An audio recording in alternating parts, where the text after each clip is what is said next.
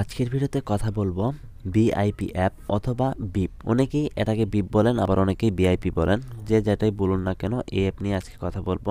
তো এই অ্যাপটি ব্যবহার করলে আপনি কি কি সুবিধা পাবেন, বা কেন এটা ব্যবহার করবেন, অথবা কিভাবে এটা ব্যবহার করবেন এবং কিভাবে এটা ব্যবহার করবেন, সম্পূর্ণ থাকছে আজকের এই ভিডিওতে।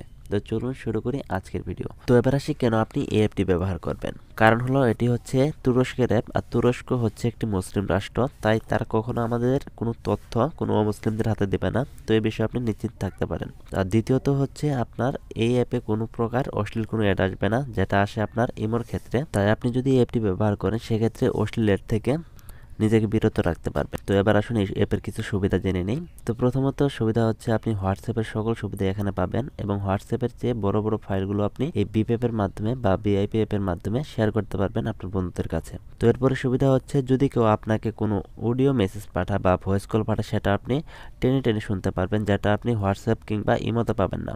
এছাড়াও এই অ্যাপে রয়েছে 106টি ভাষায় অটো ট্রান্সলেটের ব্যবস্থা। তো যদি কেউ আপনাকে ইংলিশ অথবা আরবি বা অন্য কোনো ভাষায় আপনাকে যদি কেউ মেসেজ পাঠায়, সেটা আপনি বাংলাতে দেখতে পারবেন। এছাড়া আপনি অ্যাপের মাধ্যমে একসাথে 10 জনের সাথে কথা বলতে পারবেন। এবার আসি কীভাবে আপনি অ্যাপটি ব্যবহার করবেন। তো এর জন্য প্রথমে আপনাকে অ্যাপটি ডাউনলোড করে নিতে হবে বা ইনস্টল করে নিতে হবে। তো এর জন্য যেতে হবে প্লে স্টোরে, এবং সার্চ বক্সে গিয়ে লিখবেন ভিআইপি, তারপরে অ্যাপটি আপনার সামনে শো করবে। তো এটা আপনার ফোনে ইনস্টল করে নেবেন। ইনস্টল কমপ্লিট হলে ওপেনে ক্লিক করে দেবেন। এরপর কন্টিনিউ অপশানে ক্লিক করে দেবেন। এরপর এখানে আপনার ফোন নাম্বারটি দিবেন, যেটার মাধ্যমে আপনি ভিআইপি অ্যাকাউন্ট খুলতে চাচ্ছেন। তো আপনি চাইলে কিন্তু এখান থেকে যে কোনো ভার্চুয়াল নাম্বারও কিনে নিতে পারেন। তো এর জন্য বাই ভার্চুয়াল নাম্বার এখানে ক্লিক করলেই হবে।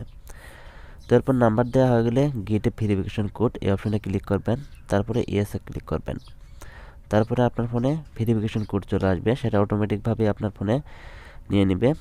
এরপর আপনার ফোনে যে জিমেইল অ্যাকাউন্টে লগ ইন করা থাকবে, সেই জিমেইল অ্যাকাউন্টের নাম আপনার এই অ্যাপে শো করবে। তো আপনি যদি চান সেটা এখান থেকে চেঞ্জ করে নিতে পারেন।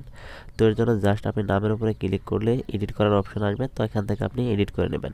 তো আমি কোনো এডিট করছি না, সরাসরি উপর থেকে ডানে ক্লিক করে দিচ্ছি। এরপর আপনার সামনে হোয়াটসঅ্যাপের মতো একটি ইন্টারফেস চলে আসবে। তো এখানে আপনি দেখতে পারবেন মেসেজ, কল, ডিসকভার এবং মেনু বার।